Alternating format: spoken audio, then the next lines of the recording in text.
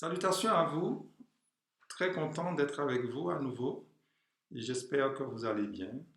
Je tiens à vous encourager à persévérer et à continuer à vous inscrire, à vous enregistrer, à vous abonner et à écouter, à faire passer aussi les vidéos. Je bénis aussi car il y a d'autres personnes, d'autres chaînes qui retransmettent les vidéos.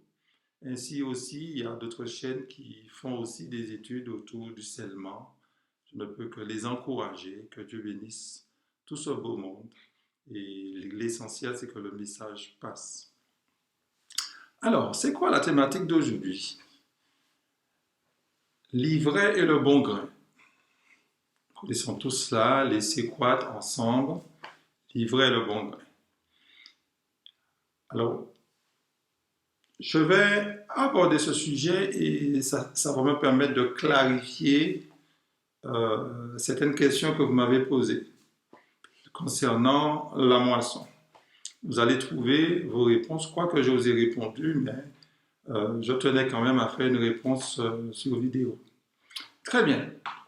Alors, si vous voulez bien, nous allons aborder une parabole qui se trouve dans Matthieu 13.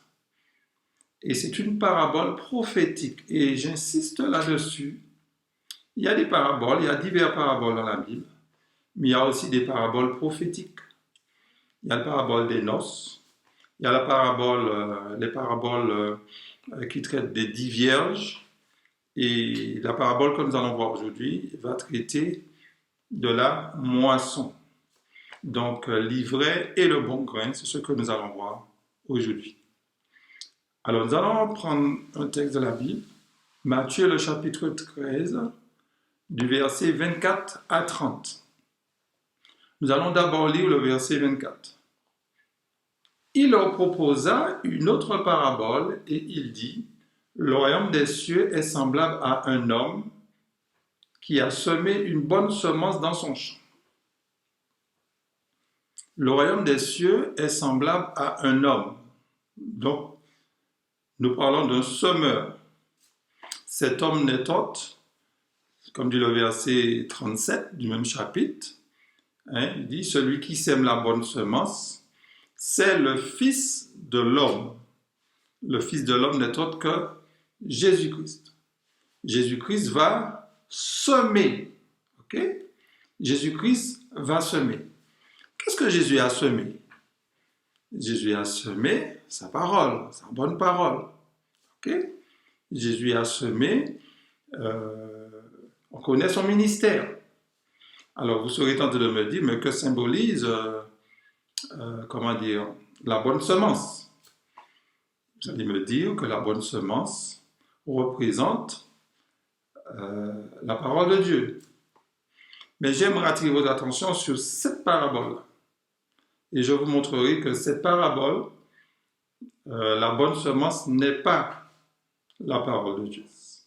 Le verset 38 nous dit, « La bonne semence, ce sont les fils du royaume. » On n'a pas dit la bonne semence, c'est la parole de Dieu.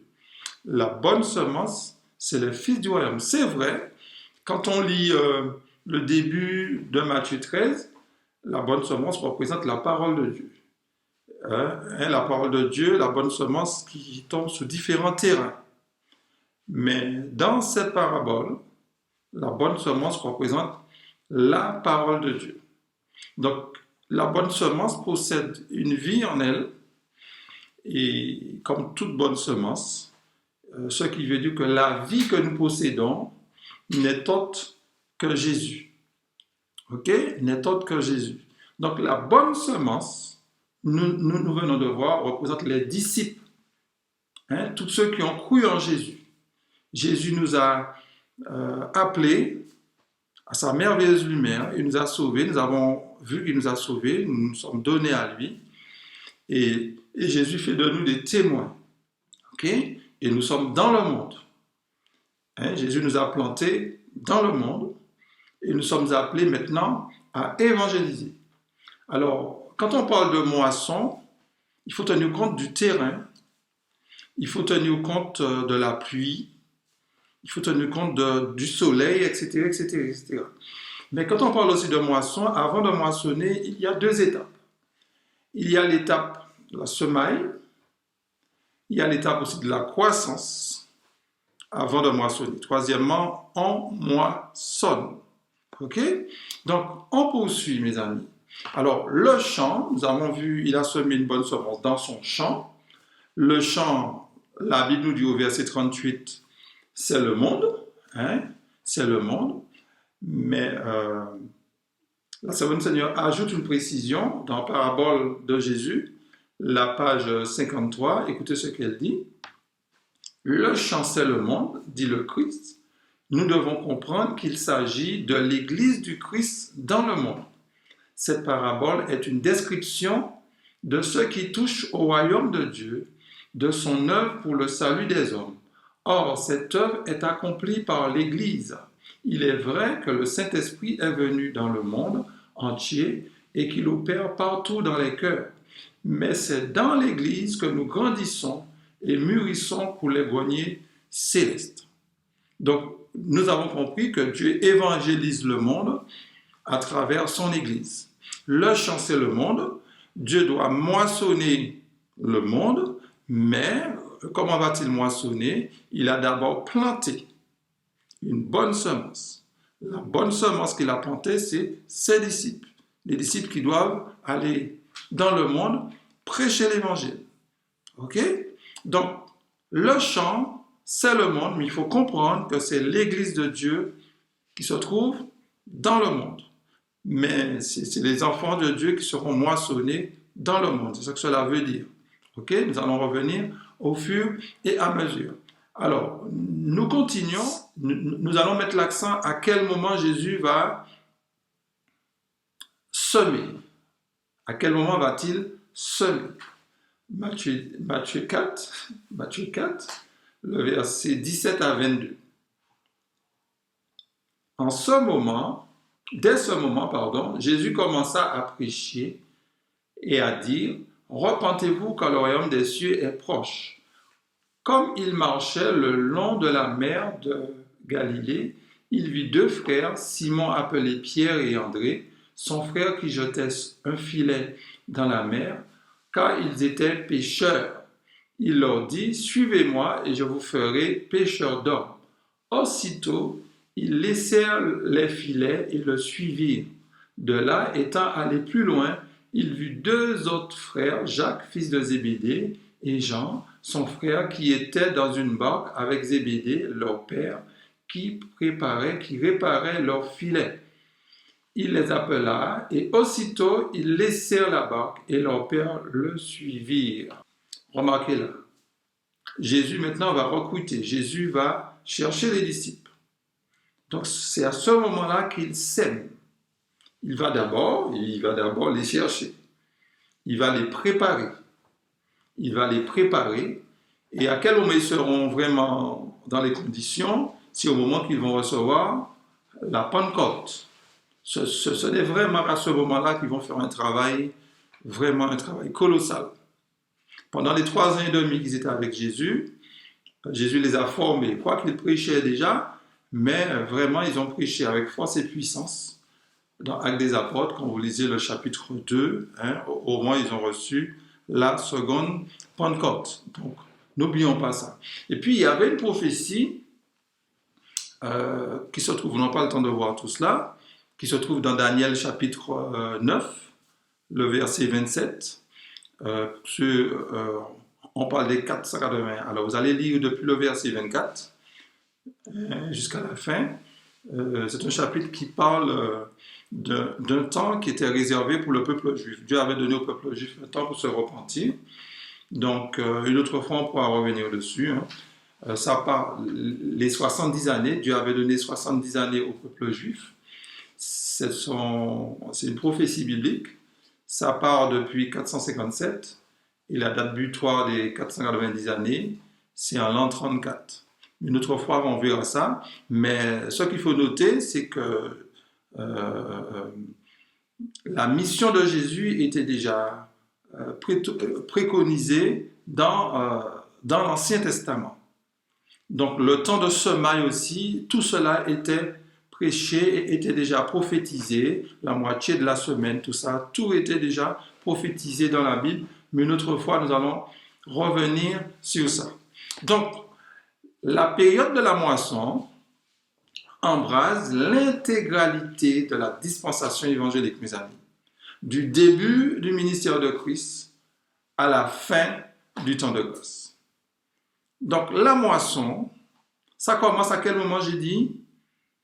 Depuis que Christ a semé au début de l'ère chrétienne, et ça ira jusqu'à la fin du temps de grâce. N'oubliez pas ça, mes amis. N'oubliez pas ça.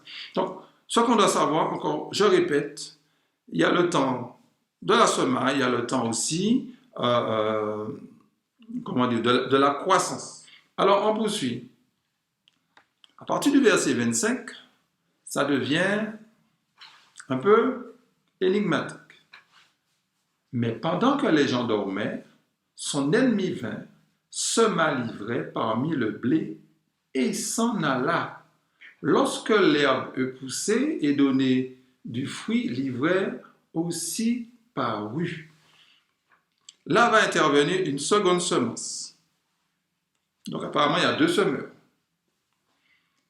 Pendant que les gens dormaient, il y a un autre semeur qui est ennemi du premier, et ce semeur-là n'est autre que Satan lui-même. Satan va semer l'ivraie. Que peut bien symboliser l'ivraie? Si le bon grain représente la bonne semence, représente les enfants de Dieu, l'autre semence représentera les enfants de l'ennemi. Les enfants de l'ennemi. D'ailleurs, il le dit dans Matthieu, le chapitre 13 toujours, le verset 38 à 39. Le champ, c'est le monde. La bonne semence, ce sont les fils du royaume. L'ivraie, écoutez bien, ce sont les fils du malin. OK? Donc, à un moment donné, dans l'Église chrétienne, va apparaître vraiment l'ivraie. Mais au départ, Dieu a semé une bonne semence. Donc, l'ivraie représente une catégorie de personnes qui sont le fruit de l'incarnation de l'erreur ou des faux principes. C'est ce qu'il nous faut comprendre. L'ennemi qu'il a semé, c'est le diable. L'ivraie, s'il vient de Satan, l'ivraie ne pourra pas devenir blé, puisqu'il vient de Satan. Mais personne ne peut dire qui est l'ivraie, qui est le bon grain. Dieu ne nous a pas donné ce travail à faire. Mais il faut savoir que partout où il y a des croyants, partout où les croyants se rassemblent, on trouve ces deux semences-là. Le bon grain et l'ivraie. N'oublions pas cela. Alors, qui sont ces gens? On dit pendant que les gens dormaient. Qui sont ces gens? Pendant que les chrétiens dormaient. Okay? Pendant que les chrétiens dormaient. Pendant que les chrétiens, la classe dirigeante aussi dormait. Parce qu'ils ont baissé le standard. Ils ont baissé le standard. Et en baissant les standards, l'ivraie entre comme ça. Vous vous rappelez Jean-Baptiste?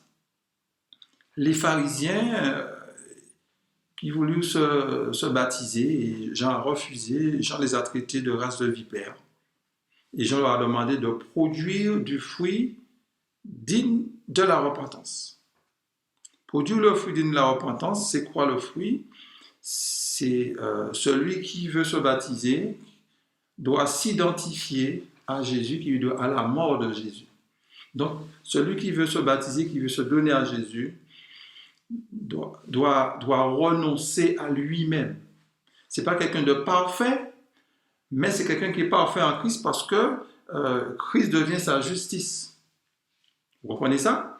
Donc, pendant que les gens dormaient, n'est-ce pas, l'ennemi vient. Alors, qui sont ces gens? Je répète, c'est les chrétiens qui n'ont pas été véatifs, n'est-ce pas, qui n'ont pas été vigilants, voilà le mot, ainsi que la classe dirigeante, tout ce beau monde hein, a baissé un peu le standard et on a vu apparaître l'ivraie. Avant d'aller la partie prophétique de cette prophétie, de cette parabole, j'aimerais lire une déclaration de la Semaine Seigneur qui est, à mon humble avis, très importante. Tirée du livre Les paraboles de Jésus, la page 54. Le Seigneur nous a enseigné clairement que ceux qui s'obstinent dans un péché manifeste doivent être retranchés de l'Église. Mais il ne nous a pas chargés de juger le caractère et les mobiles des autres. Il connaît trop bien notre nature pour nous confier une pareille mission. Si nous tentions d'enlever de l'Église tous ceux que nous supposons ne pas être d'authentiques chrétiens, nous commettrions sûrement des erreurs. En effet, nous considérons souvent comme désespéré le cas de certaines âmes que le Seigneur attire à lui.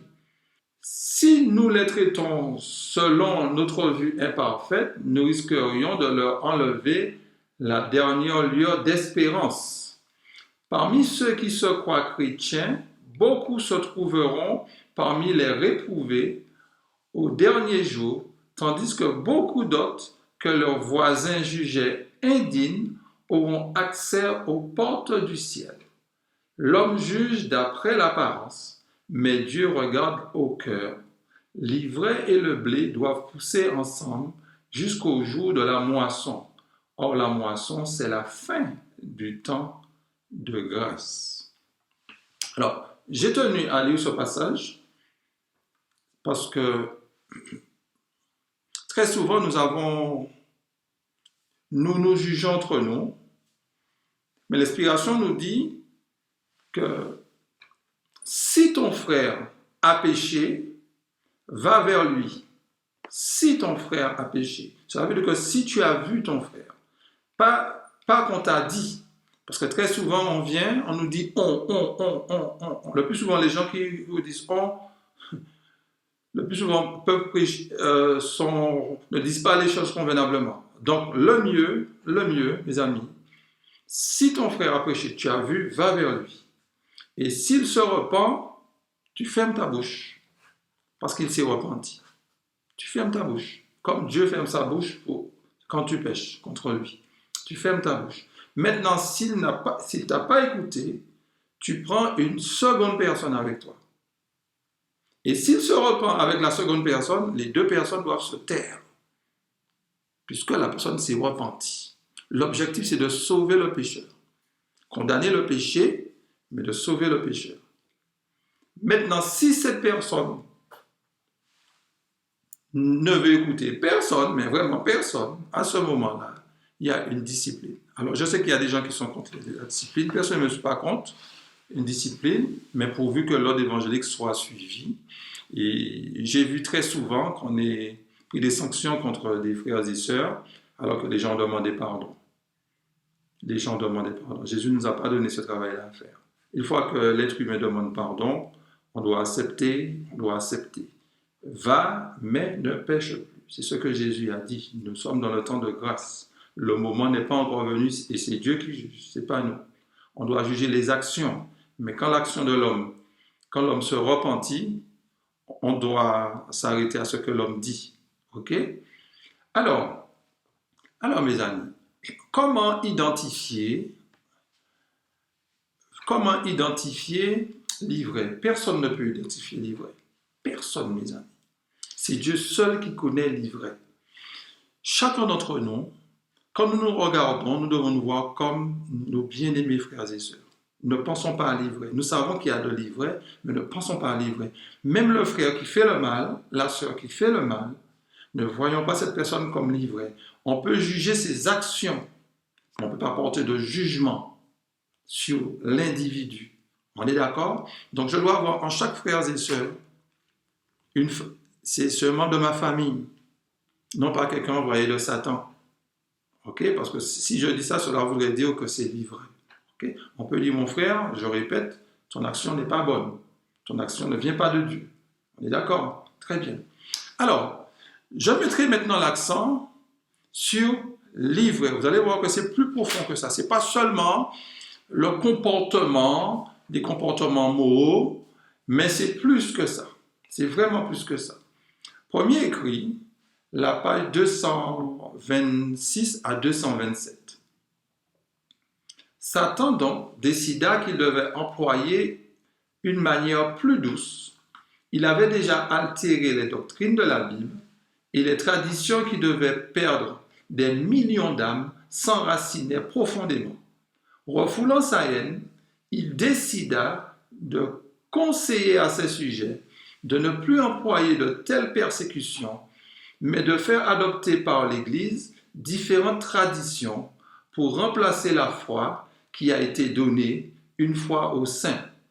Lorsqu'il eut obtenu que l'Église consentit à recevoir les faveurs et les honneurs du monde, sous le prétexte qu'elle en tirerait des bénéfices, elle commença à perdre les faveurs de Dieu, délaissant la proclamation des vérités qui exclut de son sein ceux qui aiment les plaisirs et le monde, et elle perdit graduellement sa puissance. Satan persécutait, mes amis, l'Église chrétienne. Il suffit de lire les Actes des Apôtres.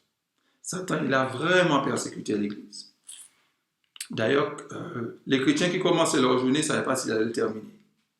Les familles étaient éclatées. C'était un moment vraiment terrible, mes amis, vraiment terrible. Et plus Satan tuait des chrétiens, plus il y avait des chrétiens. Et qu'est-ce qu'il va faire? Il va se servir de Constantin. Je crois que c'est au début du IVe siècle. Il va se servir de Constantin. Et c'est à ce moment-là que le christianisme, vraiment, le niveau va énormément descendre. Parce que les chrétiens qui étaient persécutés se sont rapprochés du pouvoir romain. Pour ne pas dire le pouvoir romain, c'est aussi rapproché des chrétiens. Et l'Église, malheureusement, a abandonné ce qui faisait sa force. On a vu qu'elle a abandonné sa doctrine. Et puis, ils ont mis d'autres choses. Ils ont remplacé la doctrine sainte de Dieu par des traditions. Et cela s'est amplifié. Au cours des siècles, cela s'est amplifié. Et l'apôtre Paul l'avait déjà vu.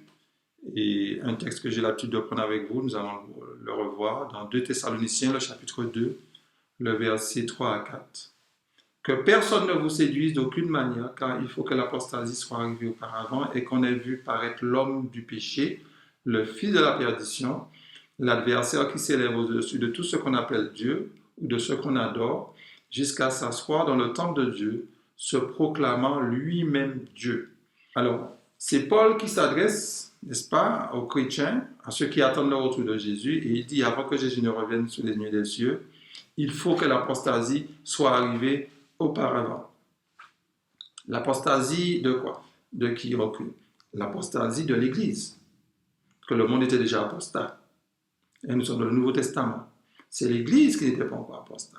Dieu a permis à Paul de voir que l'Église allait subir l'apostasie. Et qu'on ait vu paraître l'homme du péché, le fils de la perdition. Remarquez au verset 4, cet homme a toutes les caractéristiques de Satan. Mais ce n'est pas Satan parce qu'il est appelé le fils. Donc Satan a un fils. Ok? Donc le fils de la perdition, la tragédie des siècles, la page 480, je ne l'ai pas mis, mais vous allez vérifier. Le fils de la perdition n'est autre que le système papal. Le système papal. Le système papal est là pour perdre des milliers de personnes. Nous sommes sauvés qu'en Christ. On nous a mis des saints, on nous a mis Marie, on nous a mis... Enfin, vous connaissez tout le catalogue, on a tous été élevés plus ou moins dans cette tradition. Je ne suis pas en train de critiquer mes amis catholiques, ce n'est pas ça. Je parle de l'institution. Parce que Dieu a des enfants qui sont très sincères dans cette institution. Ok? Donc comment l'ivraie est entrée? C'est quand l'Église a abandonné la simplicité de l'Évangile, quand elle a adopté les rites et les coutumes des païens.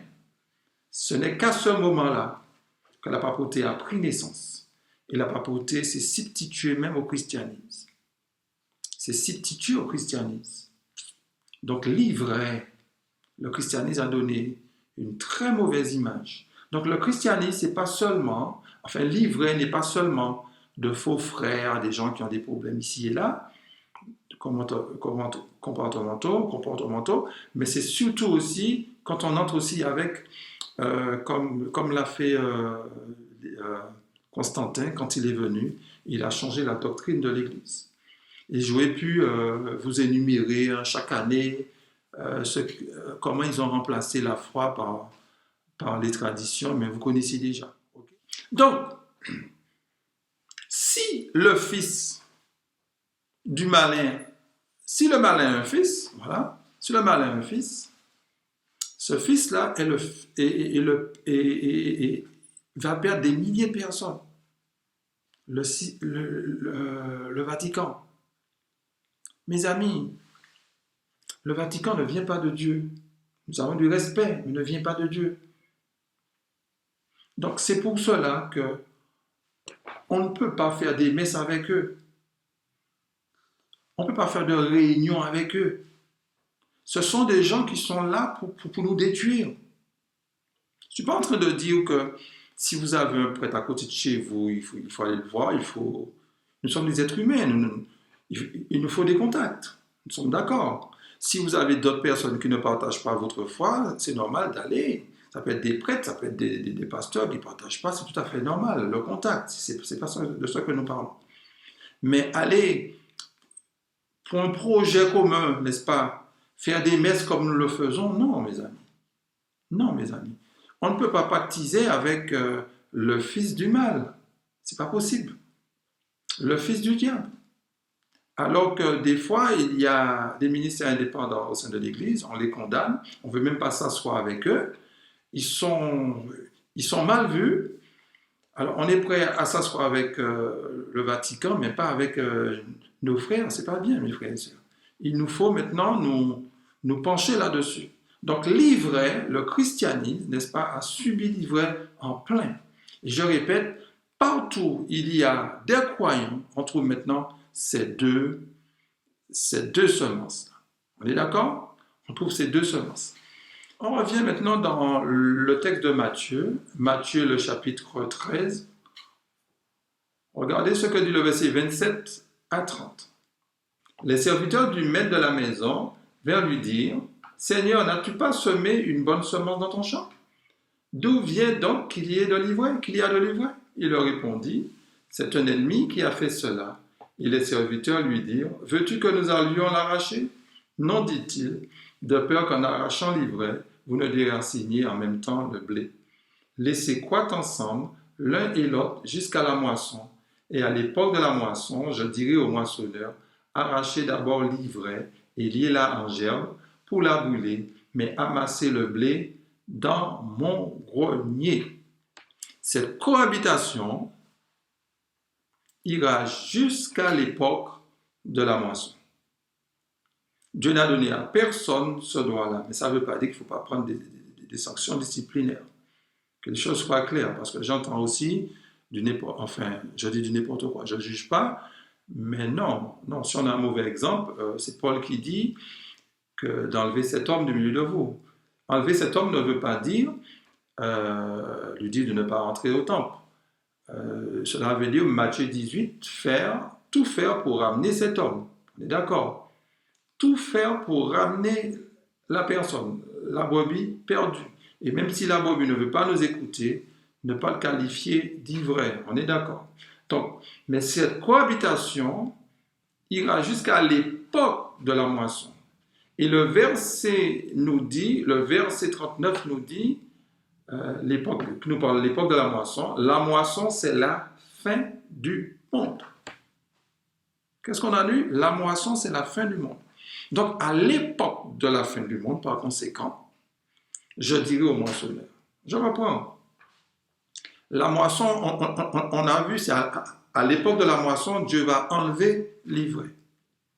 Mais le texte nous dit que la moisson, c'est la fin du monde. En d'autres termes, la moisson se fera à l'époque de la fin du monde.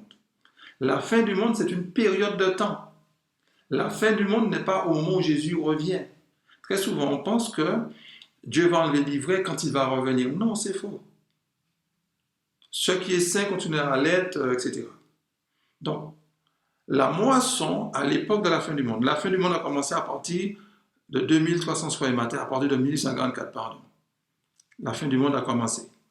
Ok? Alors, il y a d'autres passages, vous allez me prendre, vous aurez raison, que la fin du monde a commencé aussi depuis 1798. Ok, on est d'accord. Au moment des 10 orteils. Ok, on se comprend.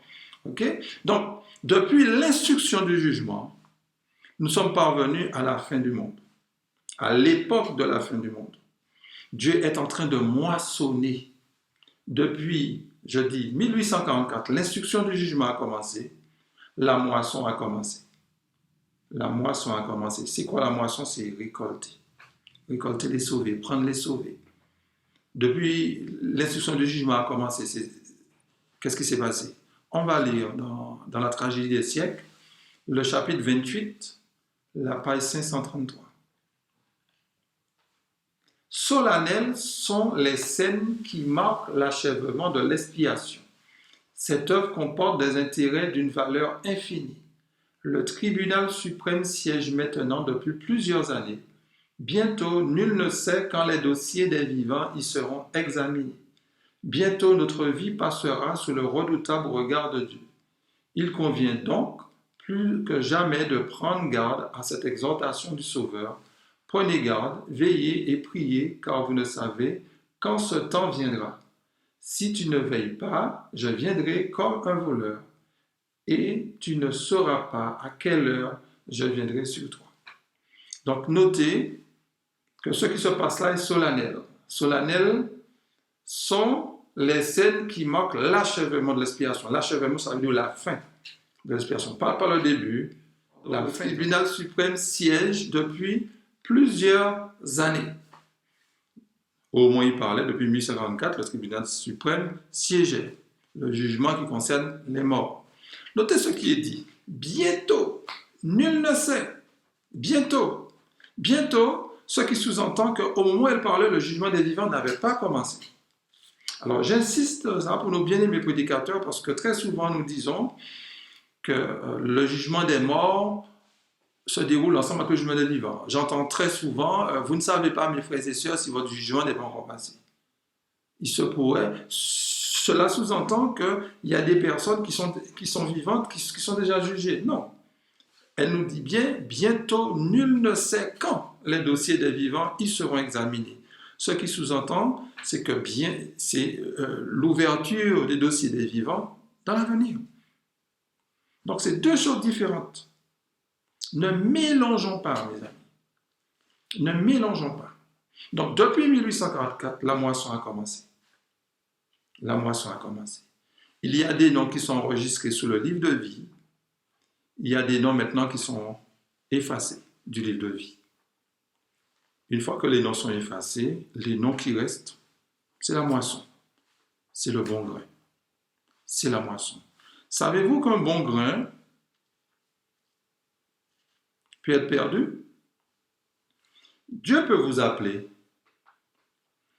mais si vous vous laissez pas en tant que plante arroser par la pluie, vous allez périr. L'ivraie ne peut pas devenir bon grain, mais le bon grain peut être perdu.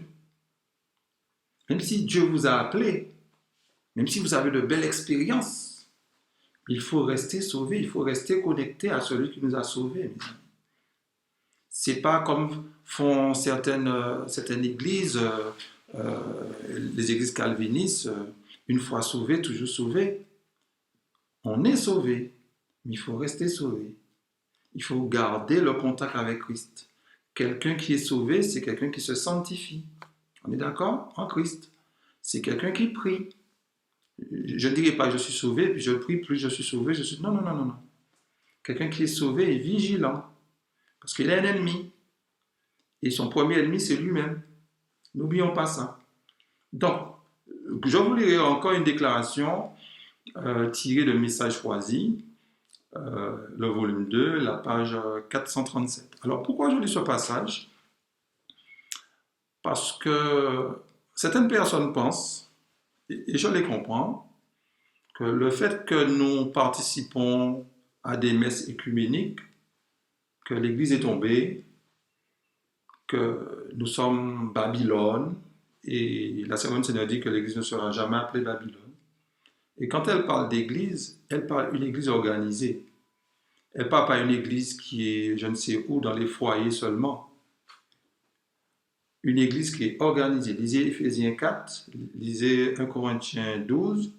L'Église, c'est quelque chose d'organisé. Les Juifs étaient organisés. Dieu a condamné les dirigeants, mais l'Église était organisée. Dieu a dit à la Samaritaine, vous adorez ce que vous ne connaissez pas. Le salut vient des Juifs. L'Église est toujours quelque chose d'organisé. Dieu n'est pas les... Non, Dieu est un Dieu d'ordre. OK? Dieu est un Dieu d'ordre. Donc, pour ceux qui sont découragés, qui restent à la maison, ah ouais, je ne reconnais plus l'Église, je vais vous lire une déclaration que j'ai déjà lue. L'Église semblera peut-être sur le point de tomber, mais elle ne tombera pas. Elle subsistera après que les pécheurs de Sion ont été éliminés. La balle enfin séparée du précieux grain sera une dure épreuve. Non, précieux grain. Ce sera une dure épreuve, mais nécessaire. Seuls ceux qui auront vaincu par le sang de l'agneau et par la parole de leur témoignage se trouveront parmi les fidèles, exempts de toute souillure, dans la bouche desquels il ne s'est point trouvé de mensonge. Il ne s'est trouvé de mensonge. Il nous faut nous dépouiller de notre propre justice et nous vêtir de la justice de Christ. Vous avez compris maintenant où je veux en venir?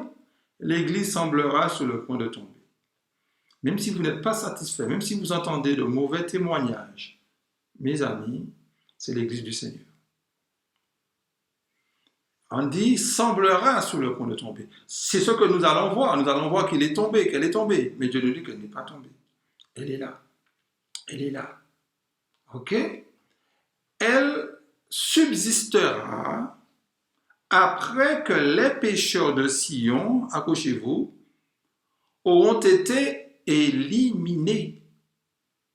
La balle enfin séparée du précieux grain. Là, on voit une moisson, une séparation. La balle enfin séparée du précieux grain. Donc, vous qui jugez le corps du Christ, qu'est-ce que Christ me dit? Non, je vais rester là.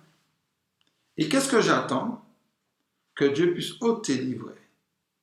Ce n'est pas moi qui vais ôter livrer. Ce n'est pas moi. Dieu va ôter livrer.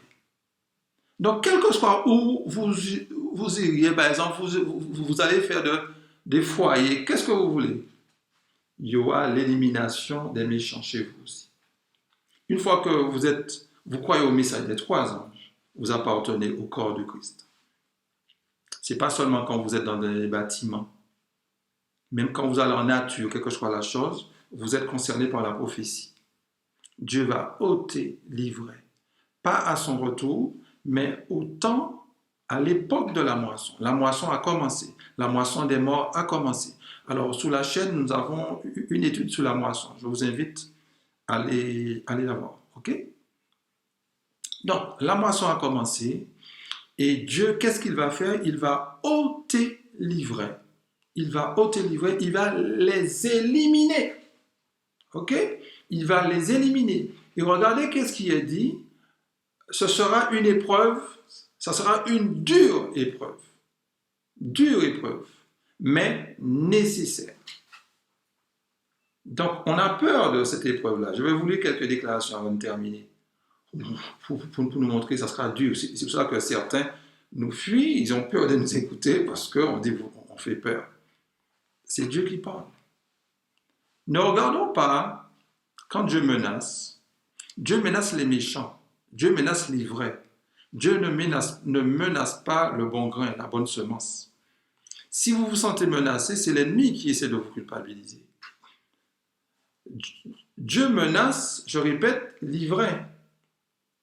Mais le bon grain doit dire merci Seigneur de m'avoir averti et je mets de l'ordre dans ma vie. Vous comprenez ça? Ne pas avoir peur. Je ne suis pas là pour faire peur. Si toutefois je le fais, je vous demande, c'est pas intentionnel, c'est ma maladresse. Mais je tiens à vous dire que Dieu a un message d'amour pour nous, mais il nous dit, voilà, qu'est-ce qui va se passer?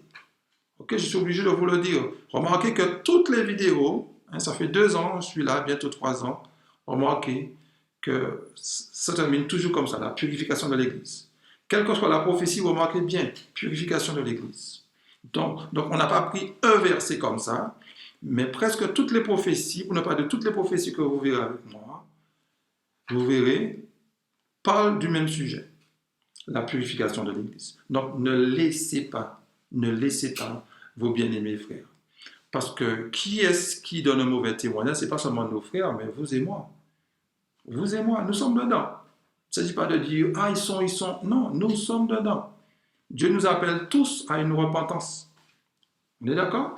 On poursuit. Seuls ceux, je reprends, qui auront vaincu par le sang de l'agneau et par la parole de leur témoignage, se trouveront parmi les fidèles, exempts de toute souillure, dans la bouche desquels il ne s'est point trouvé de mensonge. Mes amis, ça vous rappelle quoi?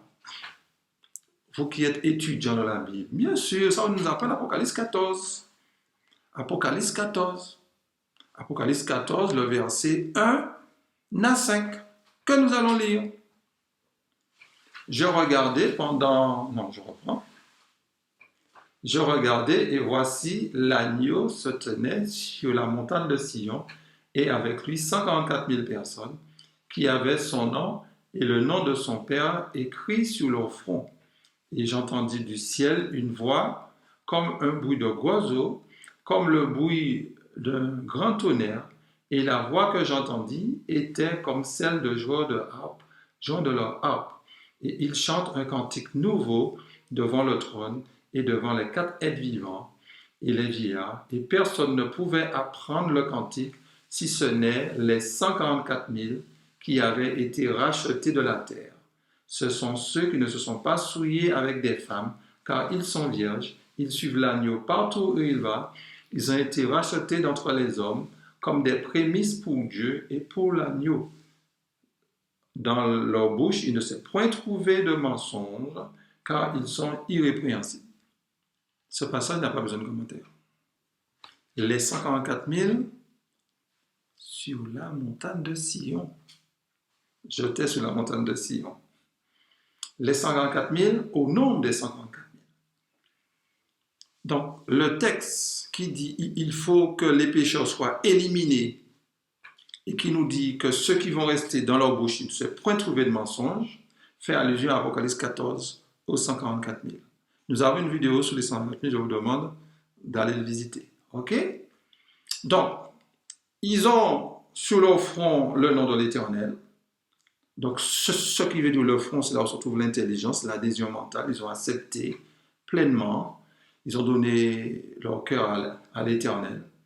Et le fait que j'envoie ces personnes dans le ciel, ça ne veut pas dire qu'ils étaient dans le ciel, parce qu'ils étaient sur la montagne de Sion, mais c'est simplement l'instruction du jugement est en train de se dérouler.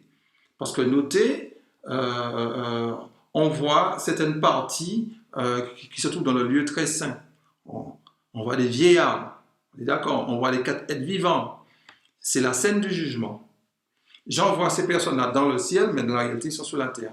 C'est comme dans Apocalypse 12, j'envoie le dragon dans le ciel. Il le voit dans le ciel, mais au moment où j'ai vu le dragon était déjà sur la terre. Ok? Donc Satan ne pouvait pas être au ciel. Ok? Il y a des visions comme ça. Ok?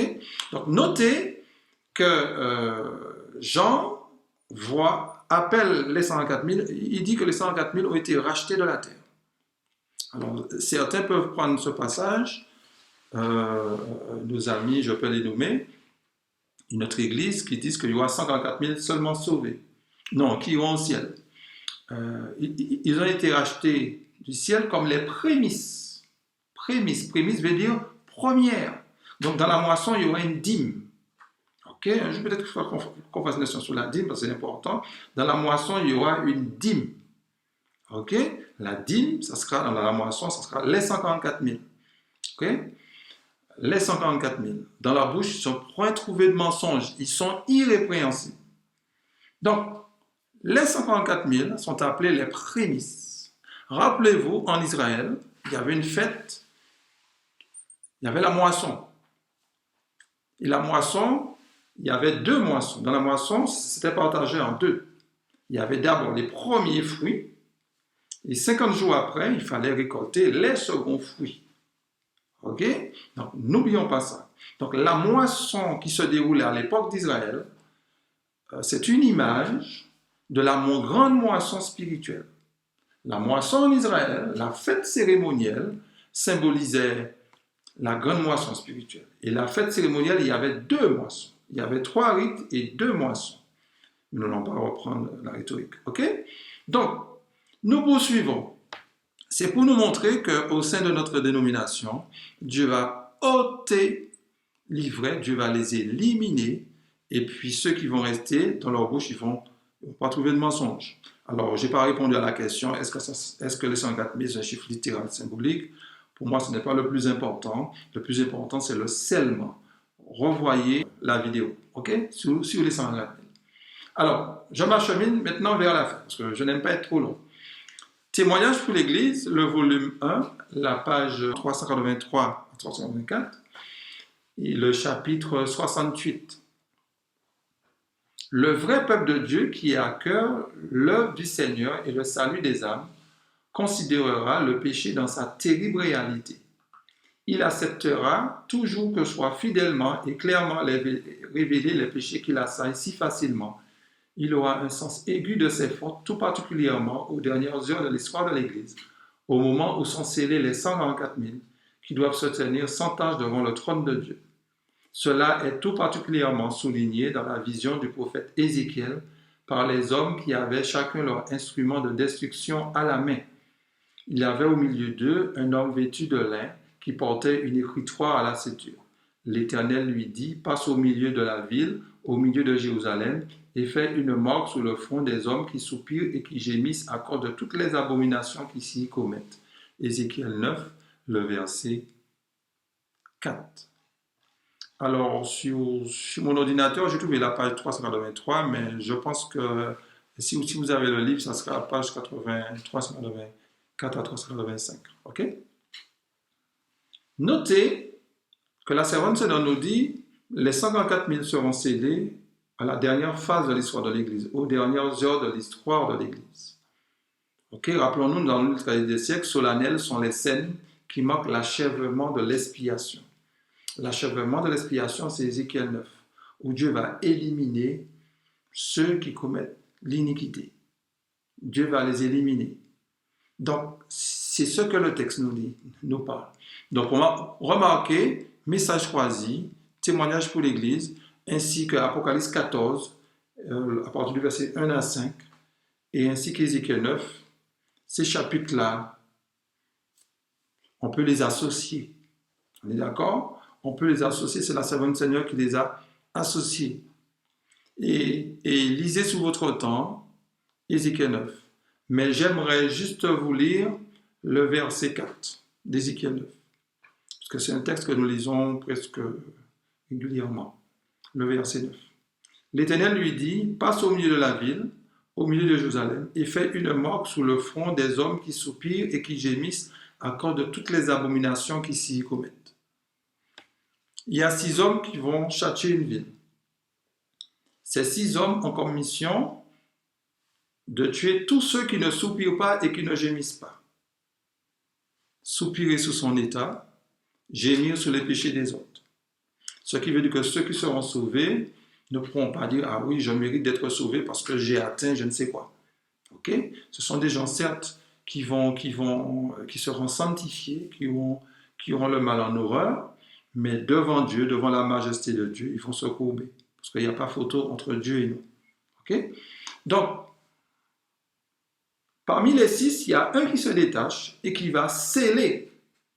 Et j'aimerais insister sur cette personne de l'Inde, c'est lui qui scelle. Le sceau, vous allez regarder encore la vidéo des 104 000, le sceau c'est un message. Donc, sur le front, ce qui veut dire, ces personnes vont adhérer à un message. Et ces personnes verront, à travers ce message, toutes les abominations. Ils vont vraiment prendre conscience parce qu'à travers ce message sera révélée la justice de Christ.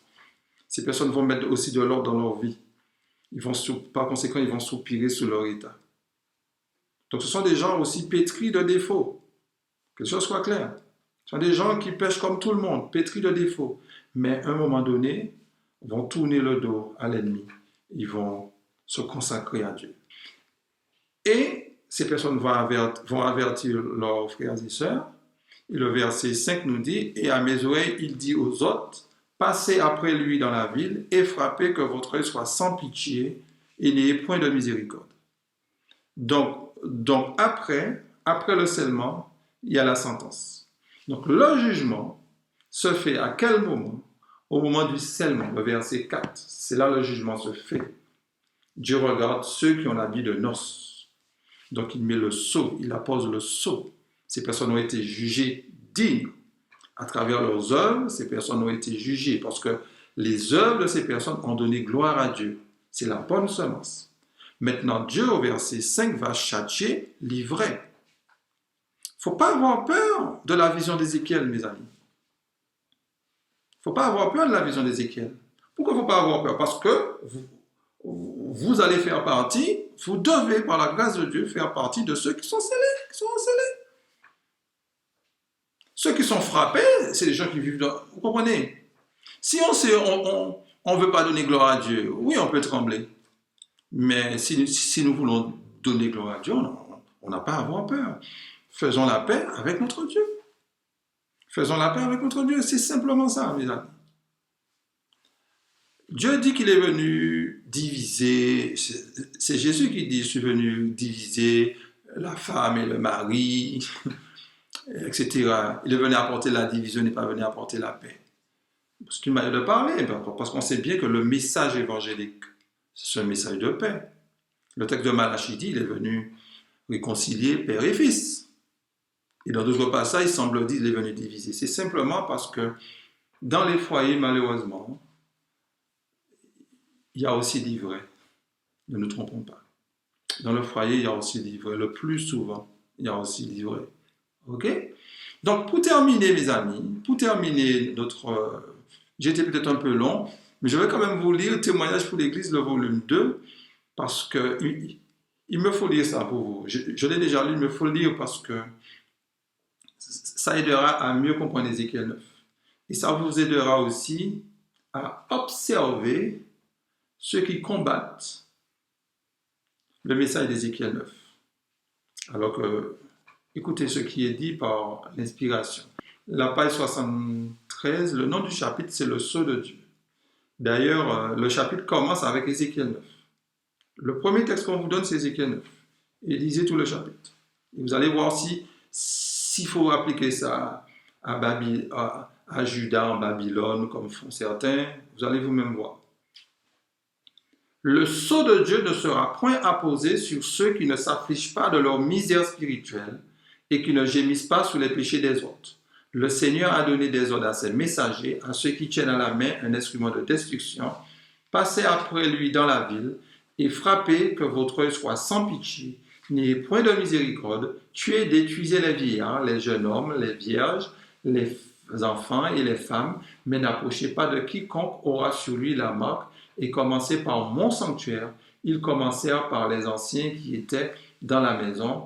Ézéchiel, le chapitre 9, le verset 5 et 6. Donc, notez que la servante du Seigneur reprend le texte d'Ézéchiel. OK? Reprend le texte d'Ézéchiel et il fait une application pour nous en tant que peuple de Dieu. OK?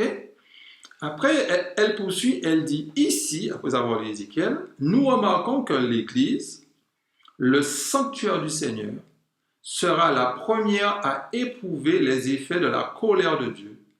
Les anciens, ceux à qui il a donné une grande lumière et qui ont pour devoir de veiller sur les intérêts spirituels de la communauté, ont trahi leur mission.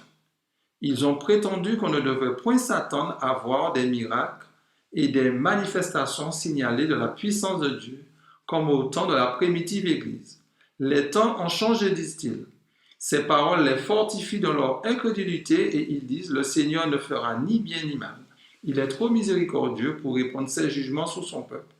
Paix et sûreté, tel est le cri que font entendre ceux qui n'élèveront jamais plus la voix, comme une trompette pour déclarer au peuple de Dieu ses péchés et à Israël ses iniquités. Ces chiens muets qui ne peuvent aboyer sont ceux sur lesquels fondera la juste vengeance d'un Dieu offensé. Hommes, femmes, jeunes gens, jeunes filles, enfants périront tous ensemble. Quand vous avez un chien, c'est pour faire quoi? C'est pour vous avertir d'un danger. Alors qu'il y a un danger, que disent les anciens? Nous l'avons dit, l'Éternel ne fera ni bien ni mal, il est trop miséricordieux pour répondre ses jugements sur son peuple. Alors Ézéchiel parle d'un jugement qui sera répandu sur le peuple de Dieu. Que dit le texte? Le texte nous dit que les anciens vont dire l'Éternel ne fera ni bien ni mal. Il est trop miséricordieux. Et quand j'écoute beaucoup de nos bien-aimés, même certains ministères indépendants, ils répètent les mêmes choses. Dieu est trop bon. Mes amis, il y a un jugement sur le peuple, Ézéchiel 9. Manuscrit inédit, tome 1, page 241. Lisez Ézéchiel 9. Ces paroles s'accompliront littéralement. Et il y a d'autres textes. Donc, mes amis, livret, Dieu n'a pas mis livret. Livret vient de l'ennemi. Et Dieu a besoin de son Église pour évangéliser. L'Église, dans la condition qu'elle existe en ce moment, ne peut pas terminer l'œuvre. Elle est pauvre, misérable, pauvre, aveugle et nue. Donc Dieu doit enlever ceux qui n'ont pas écouté le témoin fidèle. Donc si Dieu va enlever les livrets, qu'est-ce qui va se passer? Le bon grain sera là. Et Dieu déversera sur le bon grain la puissance de son Saint-Esprit. Apocalypse, le chapitre 18, le verset 4. Et j'ai entendu du ciel une autre voix qui disait, sortez du milieu de mon peuple, afin que vous ne participiez point à ses péchés et que vous n'ayez point part à ses fléaux. Donc là, vous avez sorti. Il y a un ordre qui est donné par un groupe de personnes qui va s'adresser à des enfants de Dieu, ce qui veut dire que il y a encore d'autres enfants de Dieu qui ne sont pas dans la bergerie. Donc, l'Église de Dieu est dispersée partout, les enfants de Dieu sont dispersés partout, et Dieu va les rassembler. Mais puisque Dieu est un Dieu d'ordre, il y aura un corps qui ira chercher les autres. On est d'accord? Mais à quel moment la terre sera éclairée de sa gloire? C'est au moment du grand cri, quand Dieu aura ôté l'ivraie. Donc, la bonne semence, mes amis, la bonne semence, c'est Dieu qui l'a mis là. Cette bonne semence, c'est Dieu qui l'a plantée. Et au nom de Jésus, cette bonne semence ira jusqu'à la moisson. Elle aura des difficultés, il y aura un problème de sécheresse, elle demandera la pluie d'ailleurs en saison s'il le faut, mais elle ira jusqu'à la moisson. OK?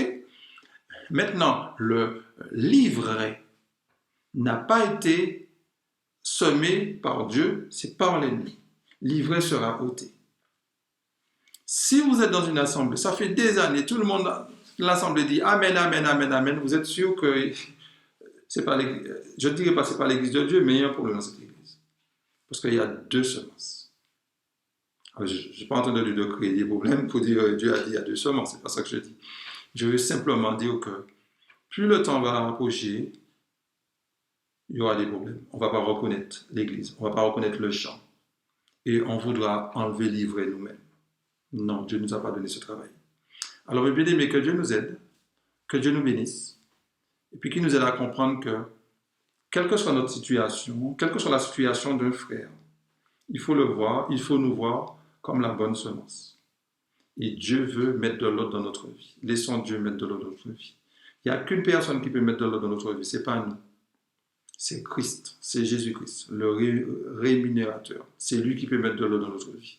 C'est lui qui peut chasser toutes nos addictions. C'est lui qui peut chasser tous nos démons. C'est lui qui peut chasser tout ce que nous faisons. C'est lui qui peut mettre de l'ordre, mes amis. Il n'y a pas deux, mes amis. C'est lui le Rédempteur. Il est mort pour nous à la croix du Calvaire. Et donc, par conséquent, quand nous l'avons accepté, il nous a sommés. Maintenant, il travaille pour notre croissance. Et c'est lui qui produira le vouloir et le faire. Donc, c'est lui qui va nous permettre de progresser. Même si vous avez des droits sur vous, même si les gens vous jugent, laissez Dieu. Le travail que Dieu a commencé dans votre cœur, laissez Dieu faire le travail, mes amis. Dieu va nous transformer et on fera l'admiration des anges, mes amis. Je vous ai déjà fait cette étude-là. On fera l'admiration des anges. Le but, mes amis, c'est de servir Dieu. Dieu est digne d'être servi. Dieu est digne d'être glorifié, mes amis. Le temps est venu pour qu'on puisse lui donner gloire, mes amis. Puis Dieu nous bénisse. Amen.